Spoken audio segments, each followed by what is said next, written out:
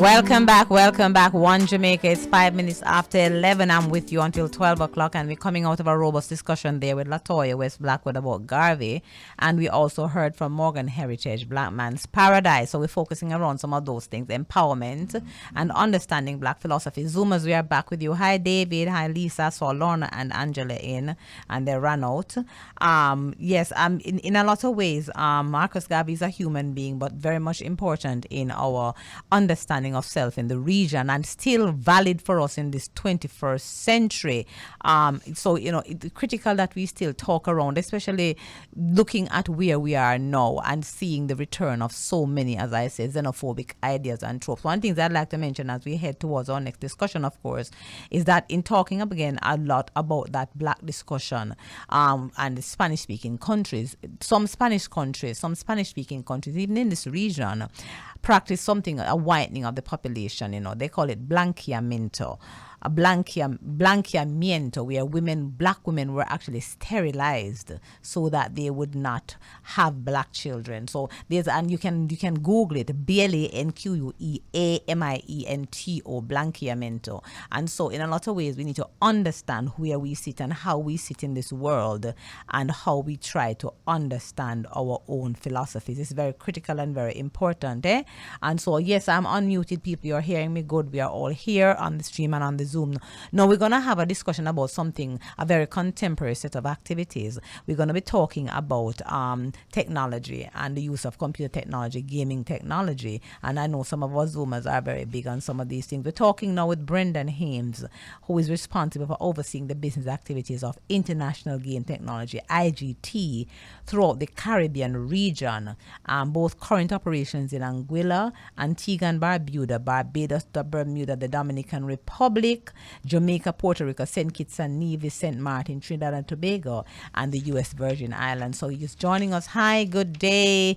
Hi, good morning, Mr. Brendan Hames. I hope I'm pronouncing your name correctly. Hi. Hello. You pronounce it perfect. Pronounce it perfectly. Great to hear from you, and thanks for having me on. And thank you for joining us today. And you're going to tell me a little bit, of course, for our listeners. Tell us a little bit about the IGT. And of course, we are going to hear as we go through the discussion about your after school advantage program. But tell us a little bit about IGT. What exactly do you do? Sure. So IGT is the leading provider of technology and services to lotteries and commercial gaming operators worldwide. So first and foremost, we're a preeminent technology company. Yes. So technology is overlays in everything that we do, and it kind of brings us to the after-school advantage program that we have, and we really kind of see it as our duty, to play our part to help provide access to technology where those are underserved, which is what we're doing. And thanks for your interest in it. And so, what is the target group? Because I think it's the after-school advantage targets people who need the access, but it's really targeting children. What do they do with that program? Children 5 to 18. What exactly does the AC, the After School Advantage, provide, and how widespread is it in the region? Tell us a little bit about it. Yeah. So, and as I do that, I just first wanted to thank you, Professor Hope, for the genuine interest you've shown in the work my company's doing, and to help increase the access to and the skill sets of technology in our youth. It's just so important. Yes, it is. Where we have really focused a lot of our time is really in the last 10 years. We've established 38 after school advantage centers throughout the English speaking Caribbean, and in those partnerships we donate computers and printers, software, furniture, volunteer hours, whatever it needs. And whatever is kind of customized to those set of youth in that area. Mm-hmm. And it really comes down to the organization, and we partner with non-governmental organizations to establish these centers. Yes, 38 centers. So we do have in Jamaica as well, because I see that you have 15 centers in Jamaica, 16 in Trinidad and Tobago, 2 in Antigua, and you have several one center each in St. Kitts, St. Martin, St. Croix, which is in the USVI, and Barbados. And that, as you do rightly say, Brendan Hames, that you offer follow-up support and regularly upgrade the centers. And you continue to donate computer equipment and updated software while your employees have volunteered hours of work. So this is your way, in a lot of ways, from the IGT to give back to people in the region, and as you say, in the English-speaking Caribbean, which is very important here in the discussion. Now we are told that you're taking your after-school advantage program. You're moving ahead with having a tech camp for Caribbean youth, and this began, I think, on the 9th of August, and it continues until the 19th of August. And so tell us a little bit about that initiative and where it's located and how people can have access to it or can access it. Yeah, we're really excited about this. So again, I appreciate your interest. Yes. This is really the evolution of our after-school advantage program, as we've now, reached a point where we're still expanding those after-school advantage centers, but we've reached a point where we've, provided access and fundamental, skill sets. Yes. To the literally thousands of students who have gone through those centers over the last 10 years or so. Now we're taking that and we're evolving that program, to launch our first coding and robotics rock camp for students, a real impactful program that now is focused on content. So as you can imagine, working with these centers and supervisors over the years, we've started to hear a theme, come through with the students of their interests. Yes. And how we can, help play a role to kind of ensure we're aligned with where those interests are heading. And it just so happens, some of the interests we continually kept hearing were some of the same interests that we hear, wider, just being in the markets. Yes. There's a lot of governments in the markets who are really focused on STEM and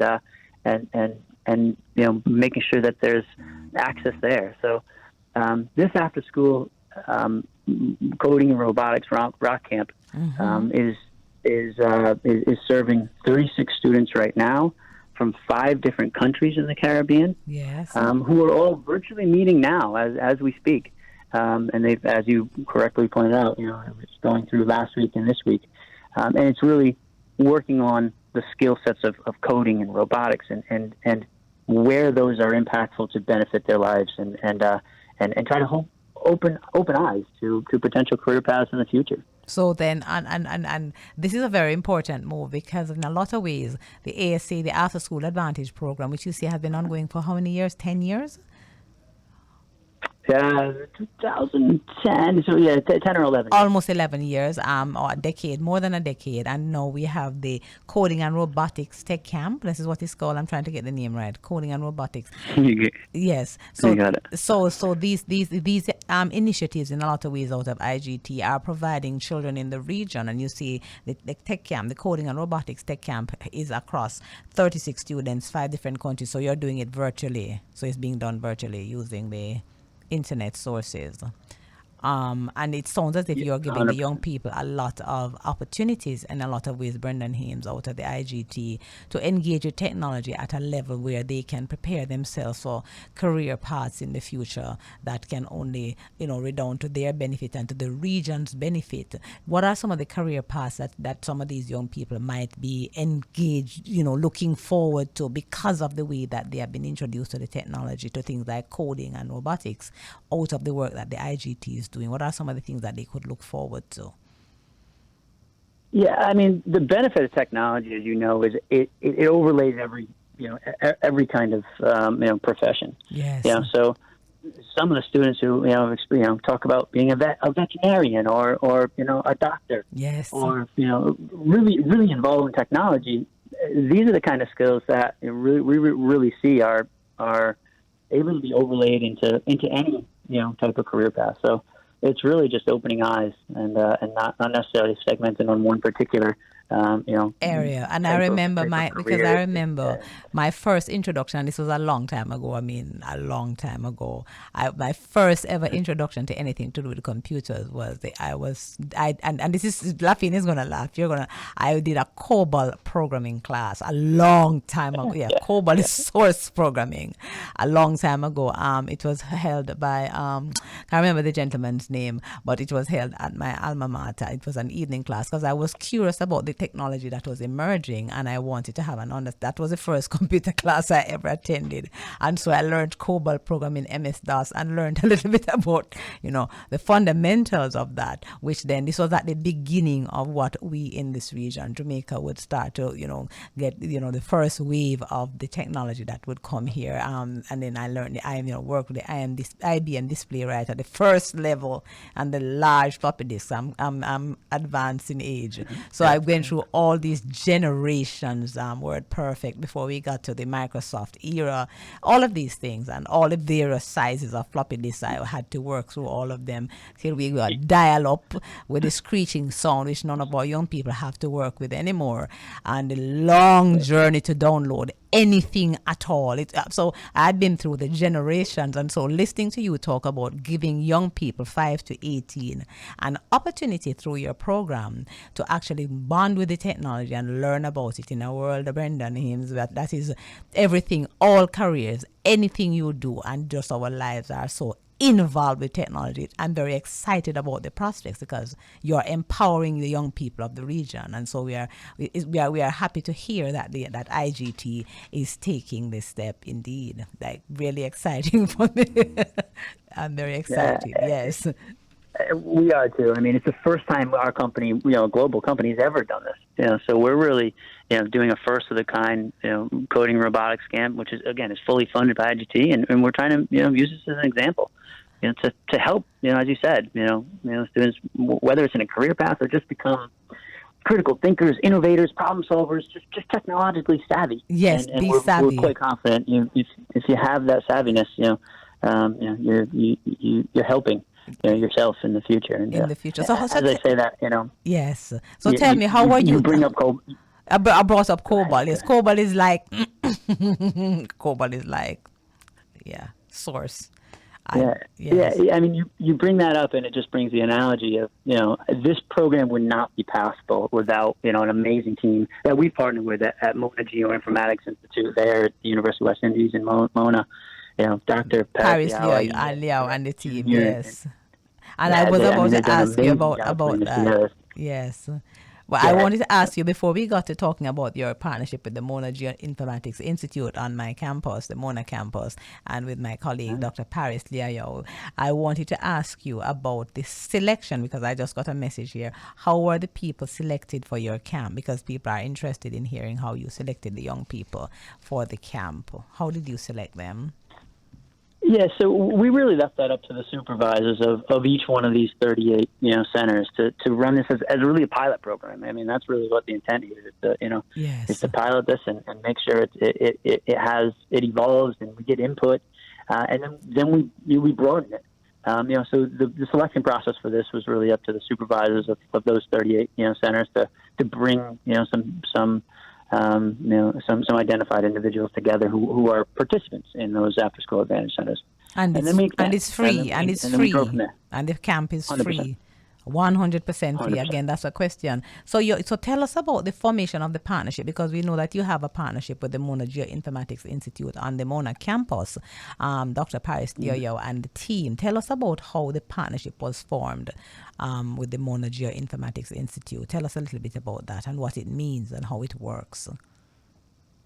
Yeah, so in these 38 centers, obviously, and the students they support and the youth they support, there's feedback given, and we try to make sure we're listening to that, from our volunteers there and from the supervisors at the centers. Yes. And robotics just kept coming up. So we sought out to say, how we are not robotics experts. Who else is? Who can we partner with that can really help what we're hearing is a need. And that's where the search ended. With the team there, who've been phenomenal to work with. Mm-hmm. So Yes. this is multiple years in the making. Multiple years in the making, and of course continuing of course that kind of partnership, so that you are able to continue to share with the people of the region, but also continue the work of IGT. And so how, because we have our own what they call it, STEM, well, STEAM, we're calling it STEAM now. How is the IGT coding and robotics rock camp aligned with the pursuits of the region's governments for more investments to be made in STEAM education? Because we do have a focus on that kind of engagement. How does the camp align with these interests of the region and the governments that you are, the territories that you engage with? Yeah, I mean, from a public policy, just direction. Those are all different. They're not all. As you work across borders and throughout the whole region, there's certain focuses and other areas where have more focus elsewhere. So what we've tried to really kind of take the feedback of the students. Here, obviously, what's the pursuits of regional governments. Yes. That there's more investments made in STEAM education. So the groundbreaking accomplishment that we are now embarking on is a first for IGT, and it's really it's the basics. It's the basics of STEM, for and STEAM. It's a basic of that education, and the fundamentals really. And so in a lot of ways you're making, there's a lot of alignment in that regard, and so we understand that in a lot of ways, and I'm get my producer is giving me a wrap up signal. But so you're aligning your work with the governments of the region and ensuring that the children who are a part not only of the robotics camp, but also the coding and robotics camp, but also of the after school advantage program, really are getting the kind of fundamentals and the kind of instruction and exposure that will put them in line with what we have set out for ourselves in the region as some of the expectations we have of education that really puts our young people and not so young people in line with the 21st century discussions. Very critical here for us in the region. Brendan Hames out of the IGT, and I want to thank you so much for sharing with us here on One Jamaica on the Bridge 99 FM, and of course big up to the team at the Mona Geoinformatics Institute as well for the work they continue to do with stakeholders like yourself, with the IGT, and of course with others who help our region to position itself in the best way during this 21st century. Thank you so much, and do have a great day. Thank you.